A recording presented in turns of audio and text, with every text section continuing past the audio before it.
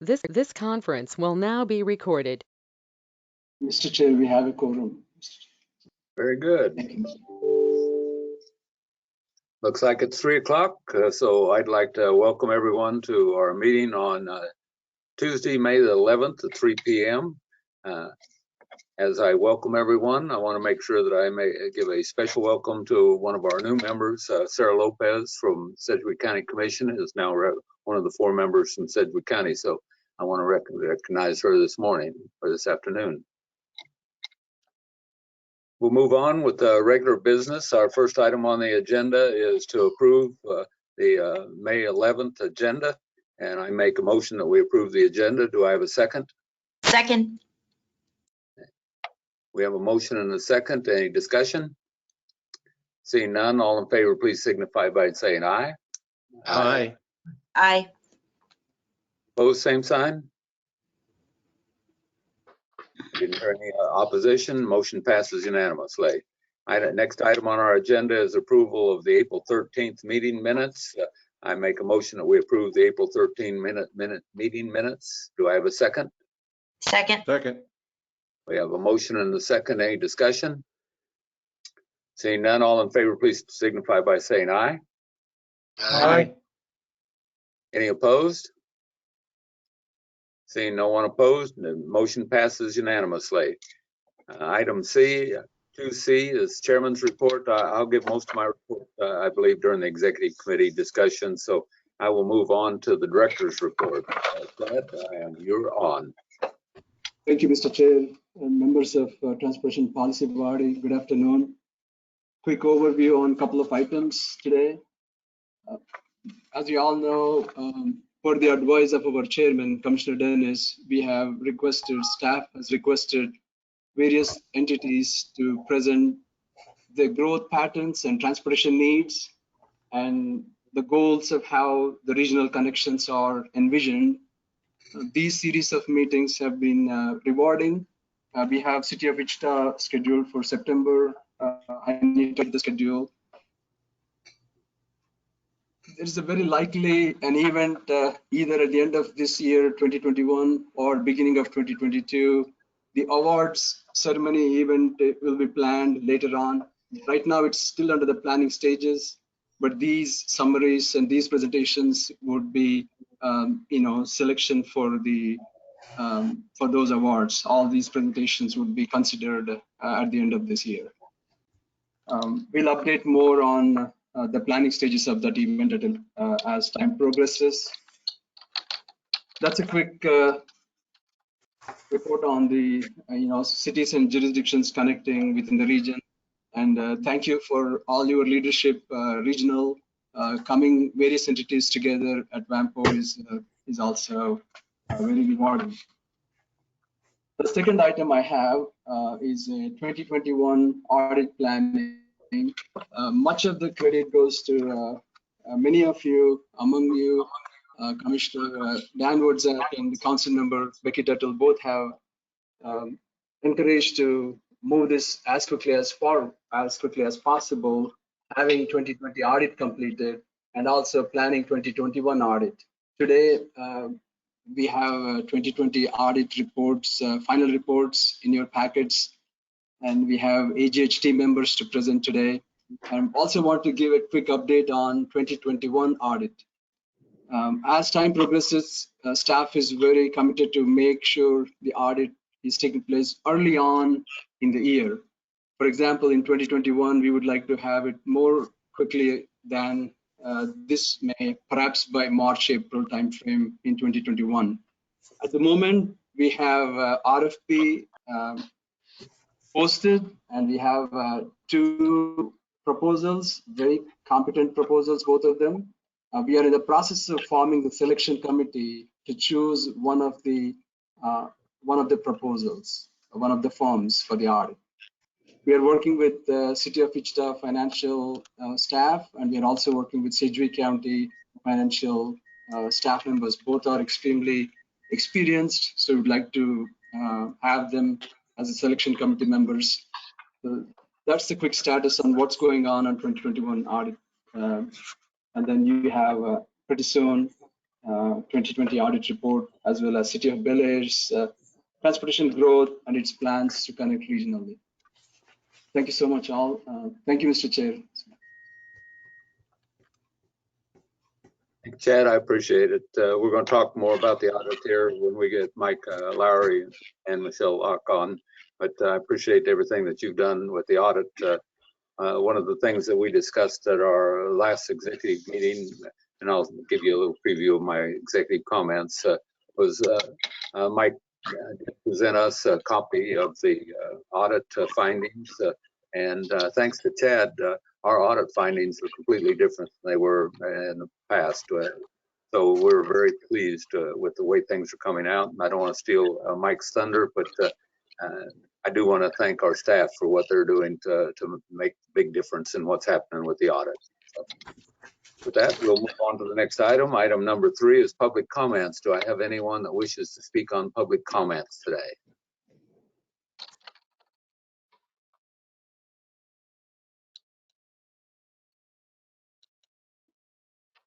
I do not see anyone wishing to speak on public comments. Let me back up one step because Sarah Lopez wasn't able, when I introduced her, wasn't on yet because she got tied up, but I want to introduce Sarah Lopez. She just joined the meeting just a second ago, and I want to thank her very much for serving on WAMPO. As our previous Director of Public Works always said, that transportation is mother's milk of economic development. And so all of you are helping with the economic development. I want to thank each and every one of you, and I want to welcome Sarah Lopez. Thank you. Didn't know if Sarah had anything she'd like to say or not. Well, thanks for having me on. I'm excited to start learning more about this. This is not something that I have worked on in the past, so it's going to be all new, just learning as much as I can, as quickly as I can. And I apologize for being a few minutes late. My last meeting ran over by a couple minutes, but I appreciate you having me on, and I'm looking forward to see what I can learn here. Thank you. Thank you and welcome. Okay, we'll move on to item 4 is new business. And one of the things that I appreciated about Chad is that a couple months ago, he started with Mays, and then we went down to Derby to hear what their transportation objectives are moving into the future. So they've been great pieces of information that we can use as we put together our transportation plans. So I'm going to turn it over to the City of Bel Aire, and we've got Ty Lasher and Tristan Terhune on from the City of Bel Aire. Welcome. Thank you, Chairman. I've got a PowerPoint if I could share that.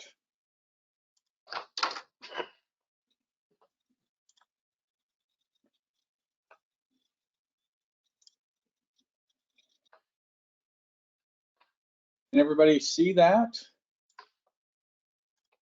Yes, we can see that. Okay, great. So thank you, Mr. Chairman. My name is Ty Lash. I'm the city manager here at Bel Aire, and I've been here for 15 years. So been able to see quite a bit of growth, and I'm happy to take this opportunity to share what's been happening in Bel Aire and why life's better on the edge, which is our slogan. So as you can see, we border Wichita.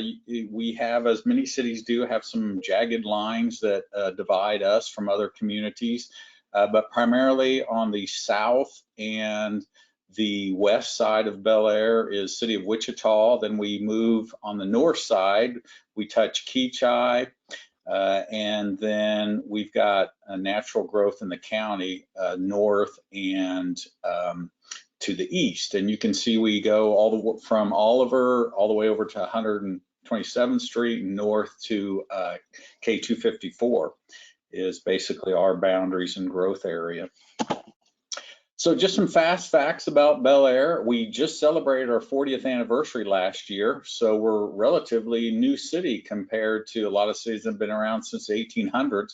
But we've grown quite a bit. We're currently at 8,300 residents. We've got about 3,200 utility customers. One of the fastest growing cities in Sedgwick County. You can see we're averaging about 100 new homes a year. We just moved into last year the 4th largest city in Sedgwick County. And of course, we have been one of the safest cities in Kansas over the last several years that we're proud of. Just to show, our assessed valuation has grown extensively. And in fact, in 2020, we were up 10% on our assessed valuation. Now, a lot of that is due to new growth. As I said, those new homes that are being constructed annually. And then we've had some industrial growth, and we've got IRBs that are coming onto the tax rolls that account for that. We did a 2018 master growth plan. We worked with PEC and LK to develop that, and you can see kind of most of our new growth is to the east and to the north, and we've kind of identified what those new areas are going to look like. Mostly it will be residential. That's where most of our growth has come, but we've got a very large tract that's for industrial purposes, and I'll talk about a little bit down the road. So how does that break down? About 40% is residential. You can see commercial is very small for us.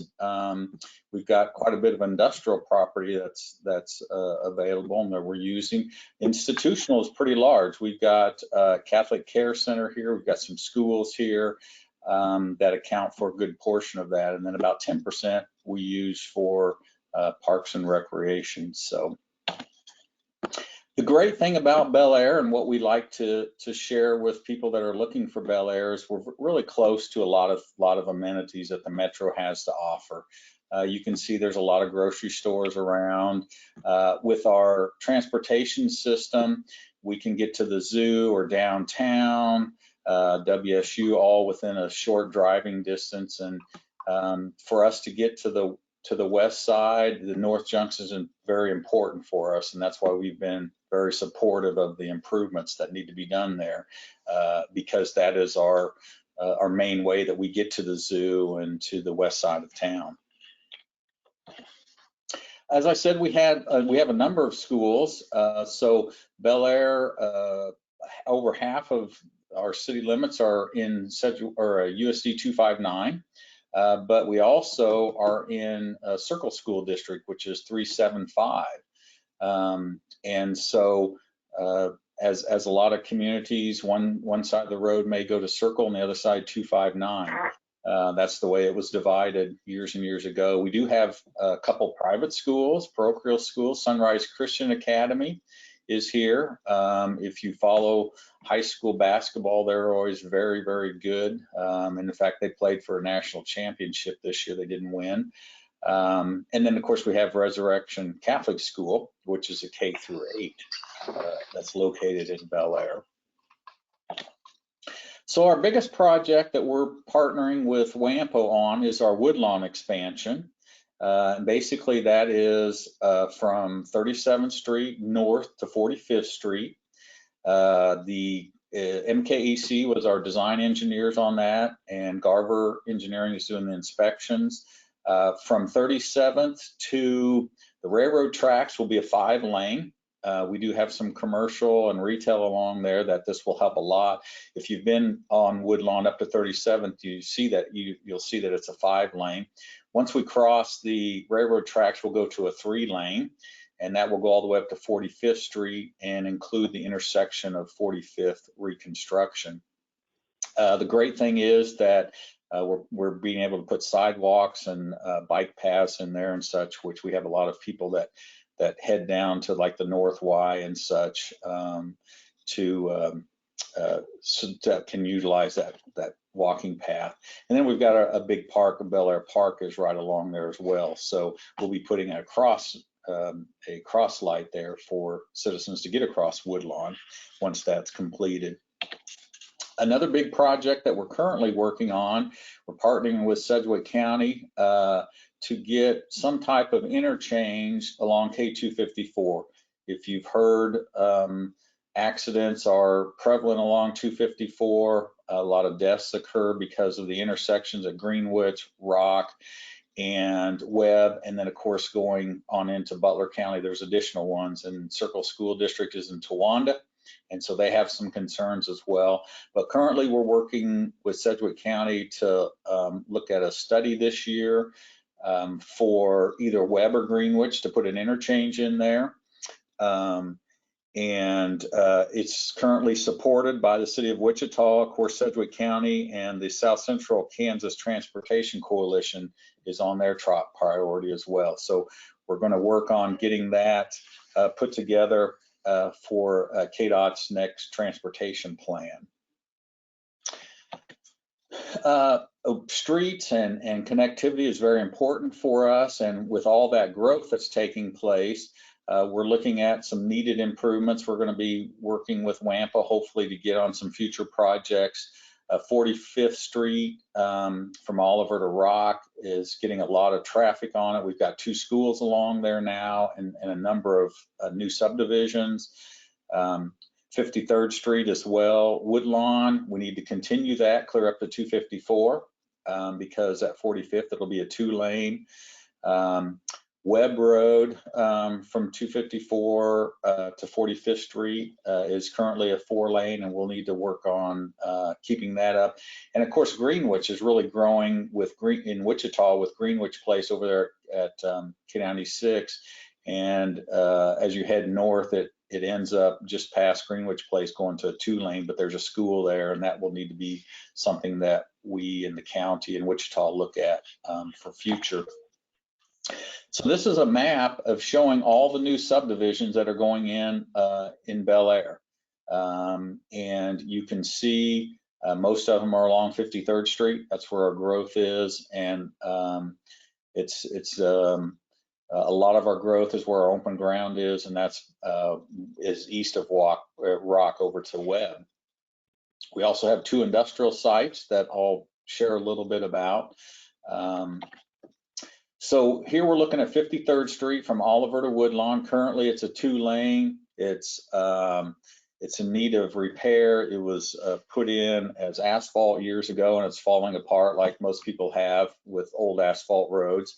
But we've got a Homestead Senior Living apartment complex that's going to be going in there at Oliver and 53rd Street. We've got 2 other developments that are between Oliver and Woodlawn that you can see that are currently under construction in phase 1 of both of those. And I think there's each development has anywhere from 50 to 150 lots available. As we head farther between going from Oliver to Rock Road, you'll see there's a landing, villas at Prestwick's on Rock Road, Elk Creek Courtyards, so that's between Woodlawn and Rock Road. We also have Isley, which is a grade school, USD 259 grade school there at Woodlawn and 53rd. As we continue moving to the east at Rock Road, we've got Rock Springs. On the north side, we've got the Northeast Magnet High School, which provides a lot of traffic. I think they average about 80 buses a day go in and out of there, and they'll utilize Rock Road and 53rd and go up to 254 as well. And then as we're heading, continuing along Rock, there's a picture of the Northeast Magnet. We've got some duplexes and some apartments in there at Rock and 53rd Street. Then as we get over to, well, that says Oliver, but it's actually Webb Road at 53rd is our Sunflower Commerce Park. And what you're looking at here is phase 1. We actually broke ground on this in 2012 with 130 acres. And currently we have left 30 acres that have rail access. There's a siding along there, and it's a UP rail line that goes up to El Dorado. And then we have 25 acres left that's available for development. So that's been pretty successful on the phase 1 of that. Some of the companies that are in there, the newest is Clinic in a Can, And that was a pretty neat, it's been in the Business Journal and such, where they take shipping containers and make them into dentist's office, doctor's offices and stuff that they can ship anywhere in the US, and or overseas as well. We've got Bootsy Unichem, Next Level Hoops, which is a indoor, they do indoor soccer, but primarily it's basketball and volleyball. And they average about 50,000 participants a year there. We have FedEx is a major company, and another one that needs to have the interchange at 254. And then Empire Wall, and you've probably heard of SCED, South Central Kansas Economic Development District. They have their headquarters there, so we're happy to have them in Bel Aire.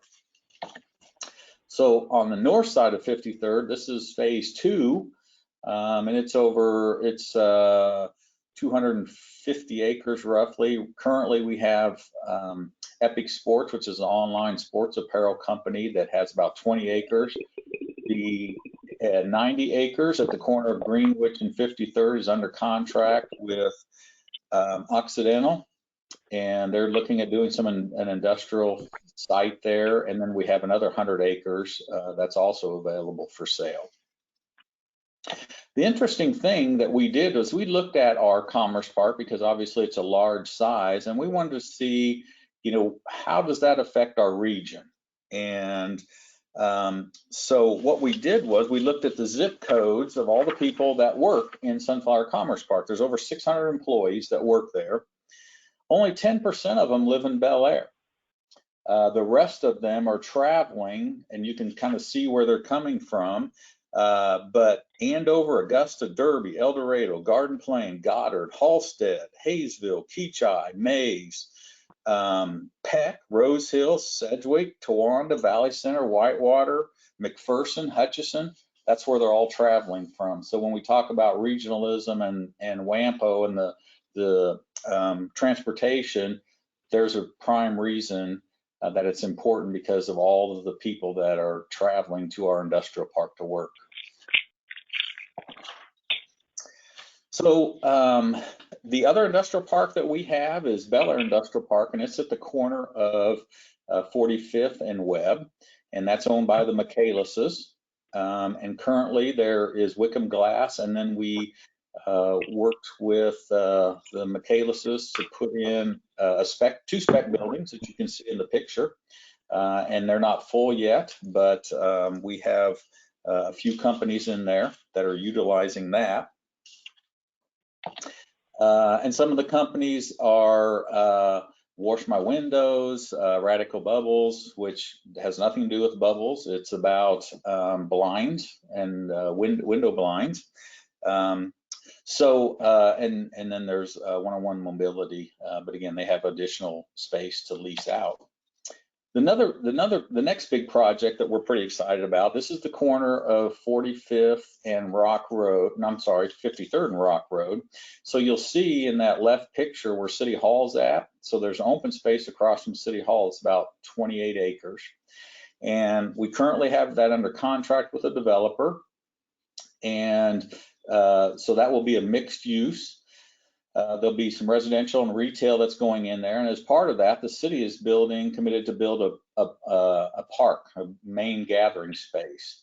And again, that's another issue that we're running into with all this development. Our streets need to be expanded, primarily at Rock and 53rd for this project. Included in there is going to be a large open area for open air concerts. Phase 3 would have a pavilion, and then we'll have a splash pad and a playground equipment and a walking path and all those kind of things, which is pretty exciting for Bel Aire, because like a lot of cities, we really don't have a downtown. And so that's what we're trying to create here, is a downtown for our community and a gathering place for our community. So the last thing that I wanted to cover is we received assistance from WAMPO in 2019. We created a pedestrian and bicycle plan. So you can see that we're trying to bring the city together. Currently 37th Street between Oliver and Rock is completed. And then with the Woodlawn expansion from 45th to 37th will be completed. And then that will tie us into Wichita and their bike paths. So, but we've got a long way to go, like most communities, but it's great that we're making some progress with that. So hopefully that gives you an idea of the growth that's occurring in Bel Aire, the needs that we have transportational wise, and the reason that we're going to be coming to WAMPO for additional funds so that we can continue growing and being the best city on the edge. Well, Ty, thank you very much for that update. We appreciate what's going on in Bel Aire, and it highlights that our entire region is growing. And as we make decisions for what projects WAMPO is going to be supporting in the future, we need briefings like this so we can see what's important to the various communities throughout the region. So I sincerely appreciate it. You're growing, and that's what we need because that helps our economy. Thank you. Does anyone have any questions? I don't see any questions right now, Ty, but again, thanks for taking time to put the briefing together and to give us a briefing today. It's very important that we hear this. Let me move on to item 4B then, and that's the audit. As I said, Mike came and briefed the executive committee when we had our meeting recently, and Mike and Michelle are on, and they're going to tell us what's going on with the audit. So I'll turn it over to Mike and Michelle. Thank you. Well, good afternoon. Thank you, Chairman Dennis. This is Mike Lowry with Allen Gibson Hulick. Michelle actually is not on the meeting today. She's still on the phone with another client, the city of Manhattan, actually. Her meeting's running long, so I'll do the presentation for the group this afternoon. Again, Mike Lowry with Allen Gibson Hulick. We were engaged to audit the financial statements and single audit in accordance with the uniform guidance for the Wichita, or for WAMPO, for the calendar year 2020. Before I get started, I would just like to provide a big thank you to Chad and his staff. Planning for the audit is a huge undertaking, and they do that in addition to their normal daily duties. And they were very well organized and prepared for us this year, which always makes the audit run much smoother, so we appreciate that. And as Chairman pointed out in the beginning of the meeting, there is a lot of good news to discuss about the results of the audit this year. WAMPO did go from 6 control deficiencies down to 2. And this was really the hard work of Chad and his team implementing our advice from past years, and then also as well as working with the executive committee to help implement some mitigating controls. Not only did the findings go down from 6 to 2, the severity of those findings went down from material weaknesses to significant deficiencies. So it's not only the volume of findings that went down, but the severity. So that's very good news. And I'll briefly touch on the 2 findings that we had as I go through the presentation here. So the audit standards require that we communicate certain matters to keep those in charge with governance informed about matters related to the audit. I always like to remind the governing body that while we work with management to complete the audit, we work for the governing body. The audit standards do require that we communicate formally with the governing body, and we do this at twice during the audit. We do it at the beginning of the audit, and that is what we call our planning letter, which we send to the governing body, just to put you on notice and let you know that we are starting the audit, that we're planning for the audit, what the timing and scope of the audit will be. And then when we are done with the audit, we send what we call a governance letter that discusses the results of that audit, and that's the letter that you should have in your board packet today. I'm not going to go over everything in that letter, but I am going to hit the highlights for you. So the audit standards require that we let the governing body know if the organization adopted any new accounting policies in the current year. So for the 2020 audit, WAMPO did not adopt any new accounting policies. There were none that were effective. There were none that applied to the organization. So there were no changes in the accounting for WAMPO in 2020.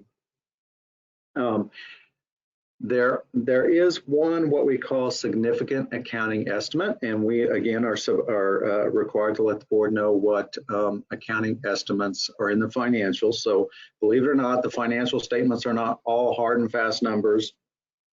There are accounting estimates involved now and then. For WAMPO, that involves an accounting estimate for compensated absences.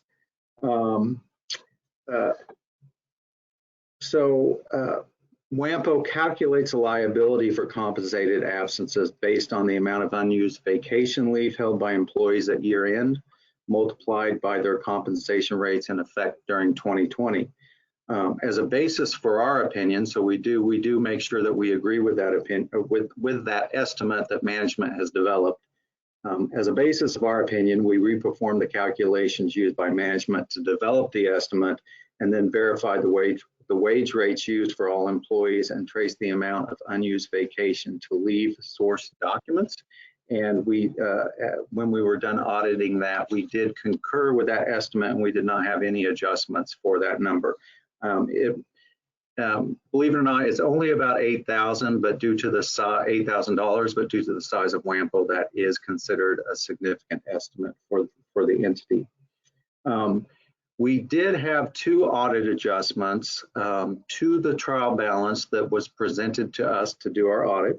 And just to put this in perspective for the group, during a financial statement audit, having two audit adjustments is really not that many at all. So, but the audit adjustments were related to tip fees and the 457 plan. And I'll just summarize by saying with that audit adjustment, it actually improved the net position of the entity by $112,000. So they were two audit adjustments in favor of the entity.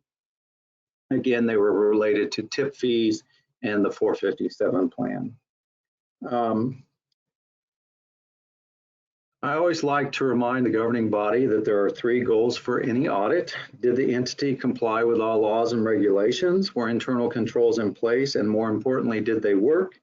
And do the financial statements accurately reflect the books and records? And I'm happy to report that the answer to all three of those questions is yes. With that said, we did issue what we call an unmodified opinion on the financial statements.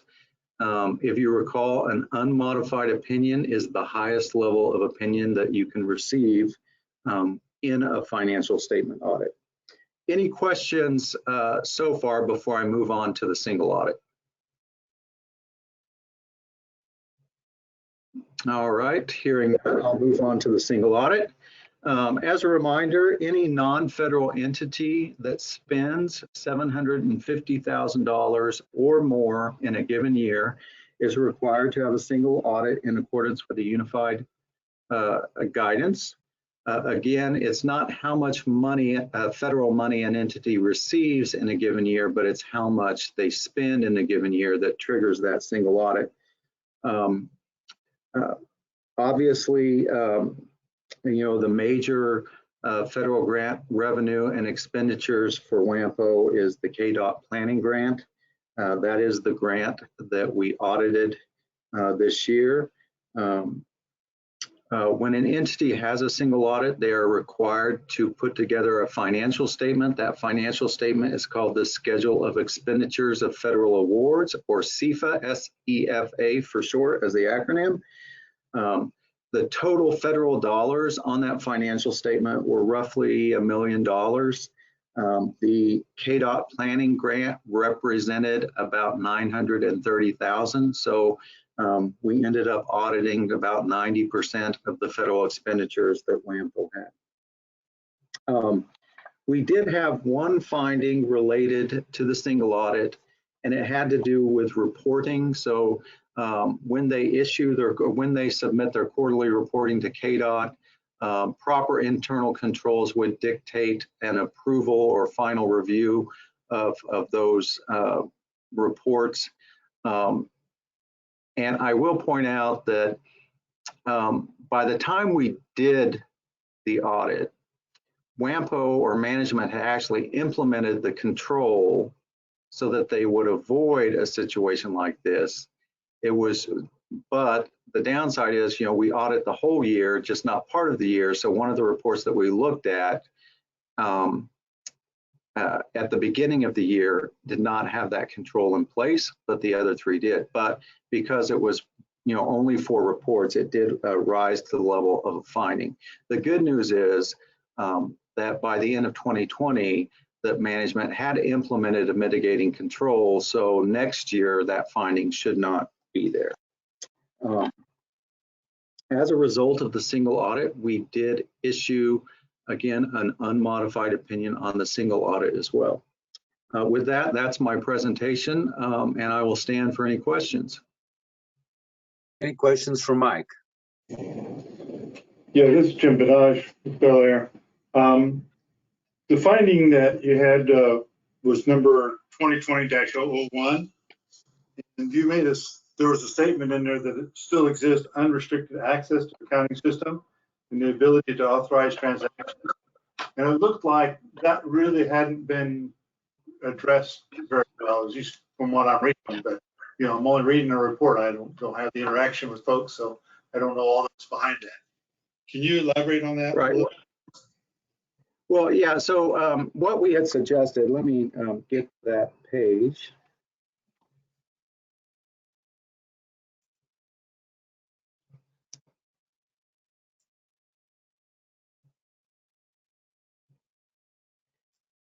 So we had recommended that I know the executive committee is becoming more and more involved because the size of the organization. There are segregation of duties issues, and you're always going to have that as it with an organization this size. So one of the things that you can do is have someone from the governing body step in as a mitigating control and do second reviews or approvals and things of that nature, and which is already happening. Again, I know Chairman Dennis and Becky Tuttle are working with management weekly, I think even. I think that's the time frame. So they are stepping in and implementing that mitigating control, and so that's why it went from a material weakness to a significant deficiency in the current year. So if I understand what you're saying correctly, you feel that this is still a work in process, that those controls are still in development, that they should be resolved here hopefully in the next several months? Right. So when you have a control deficiency,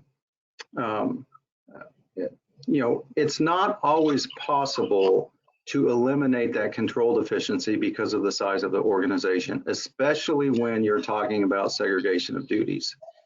It is possible to implement mitigating controls, and mitigating controls, while not eliminating the control deficiency, can help lessen the severity of what that control deficiency is. And we believe that is what's happening.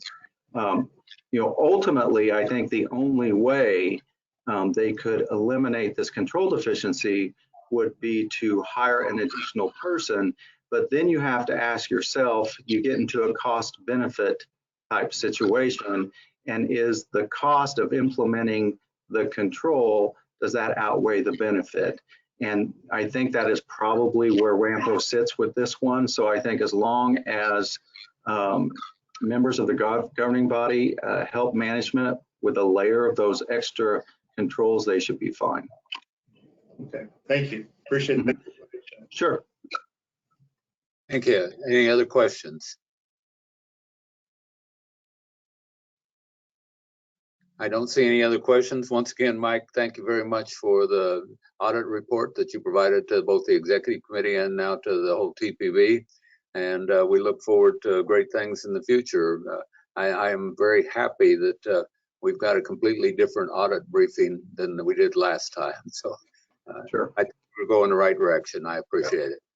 And I'm always available for a phone call if anyone has any questions. Don't hesitate. So. Well, thank you. I appreciate it. We'll go on to item 5, which is Mr. Chair, I forgot to remind to take an action to receive and file the audit report. Sorry about that. I'm glad you keep me online. Thank you. I make a motion that we receive and file the audit report. Do I have a second? Second. We have a motion and a second. Any discussion? Seeing none, all in favor, please state by aye. Aye. Any Aye. opposed? Aye. I didn't hear any opposed. Motion passes unanimously. All right, thanks, Chad. Next item is 5A, Executive Committee Report. The Executive Committee did meet. Some of the things that we talked about was whether or not we want to start having in-person meetings or not. One of the worries that I've got, a minute ago, I was showing 44 people on this call that we're participating in right now. I'm not sure that our meeting room can handle us to be able to put 44 people in it. We will discuss it again at the next executive committee to see when we can start going back to in-person meetings. I think most of us agree that in-person meetings are much preferred, but until we can get through COVID, I'm not sure when we're going to go back, but it's something I wanted you all to know that we are discussing it each time at the executive committee meeting, and we make a decision at that time whether or not the next TPB will be remote as we're doing this, or we'll go back in person, or we'll do a hybrid.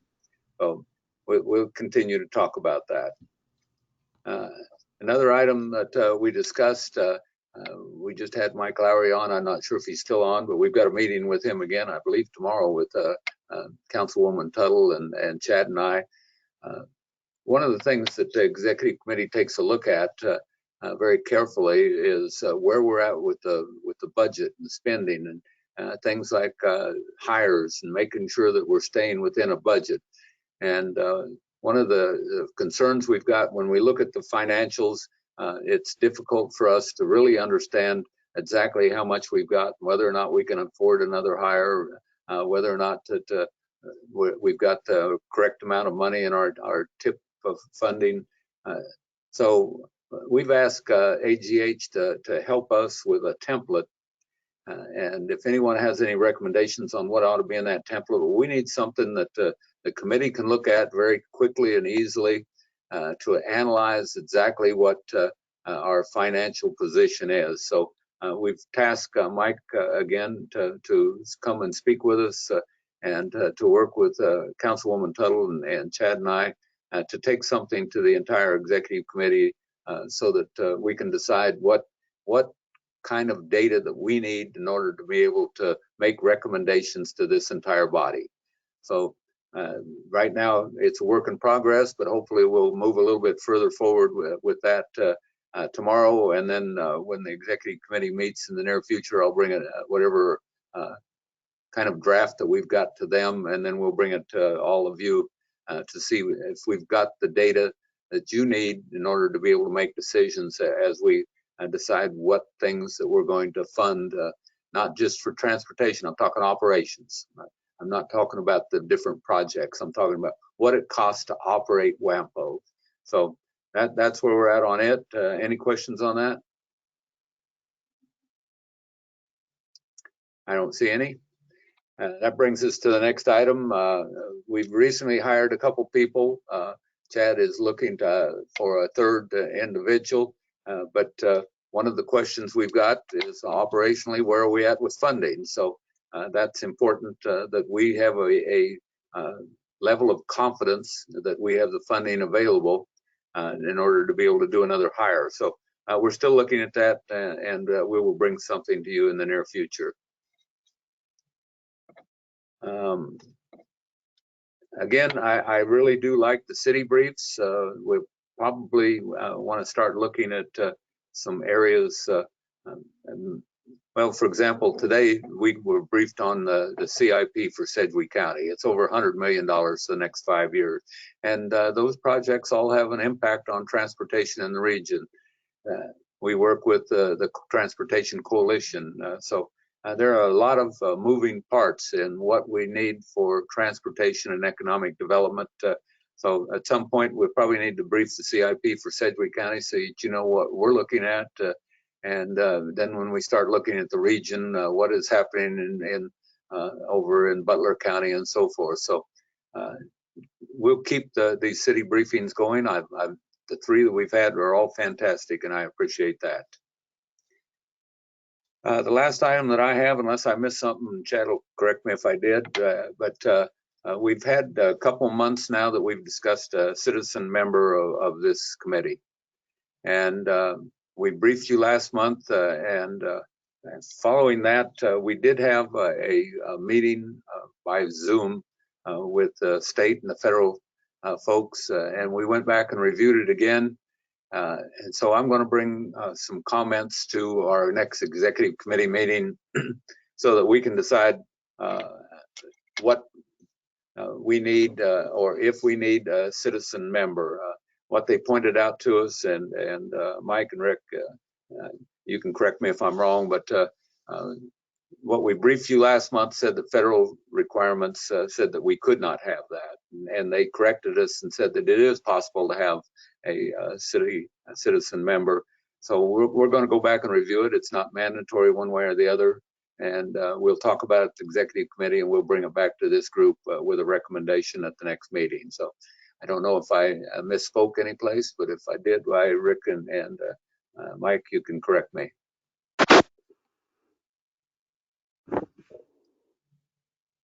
Sounds like we're on track.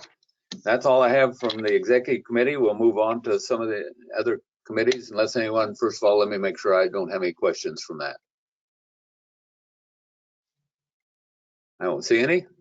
So we'll talk about the active transportation. Is Alan or Jack online?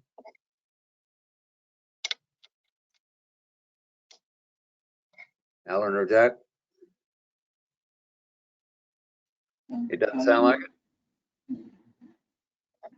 Oh, Tom Hine, are you on? I am. Oh, Thank you. Good.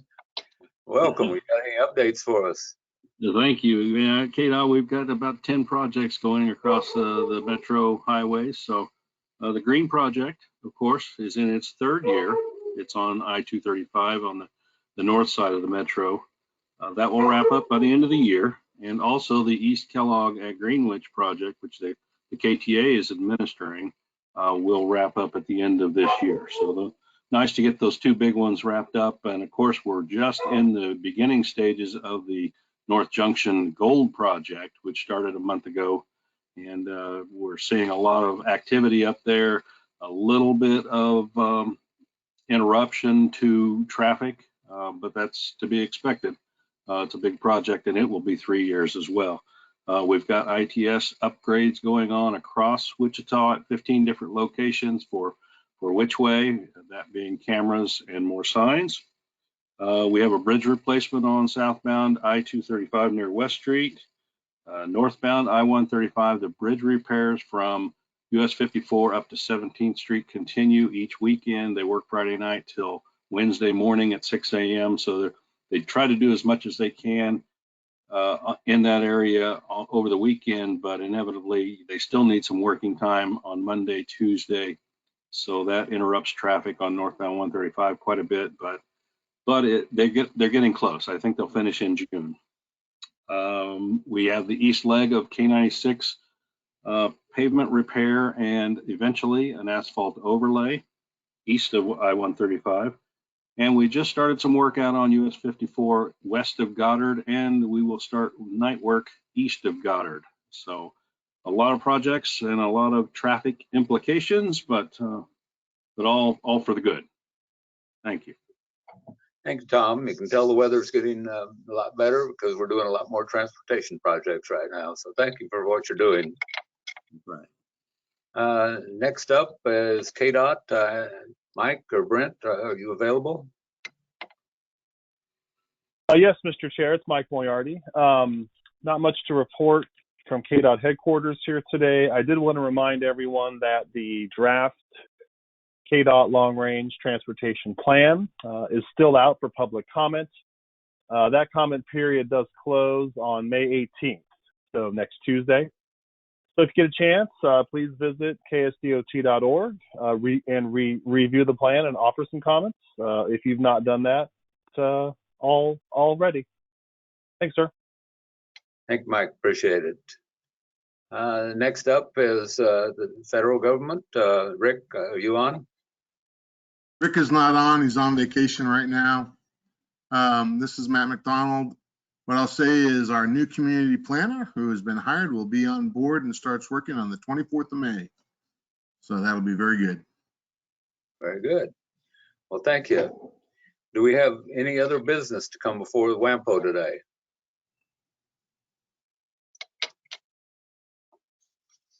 I don't see anything. One of the things that at the bottom of this agenda, why Chad has WAMPO TPB roster. As I printed out the TPB roster, I had an opportunity a minute ago. I called the mayor of Goddard and asked if they'd find somebody for their primary member, but I haven't had an opportunity to call a couple other folks. So Sedgwick County Association of Cities, alternate we're missing. Let's see. Valley Center, we need a primary. And City of Wichita, an alternate. Sedgwick County, an alternate.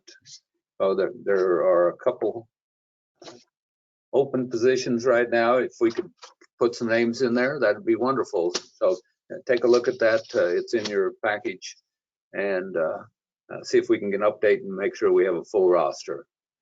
We've got a couple upcoming meetings that, as Chad put up, Health and Safety Committee meeting is meeting here on May 19th, and the Active Transportation Committee is June 2nd.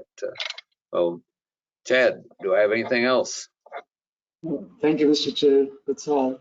Active Transportation Committee, Safety Health Committee, they merge all the plans of various cities, like Ty has presented today. Bel Air has the bike ped plan. So they are a great place to not only merge roadways, but also the active transportation. Thank you, Mr. Chair. Thank you, Chad. I appreciate it. One of my goals has always been to hold the meeting down to an hour if I can, because we start losing people's interest after that. And we're at 51 minutes. So good job, everyone. Thank you. Anybody else have anything? If not, we will adjourn. Thank you, and see you on June the 8th. Bye-bye.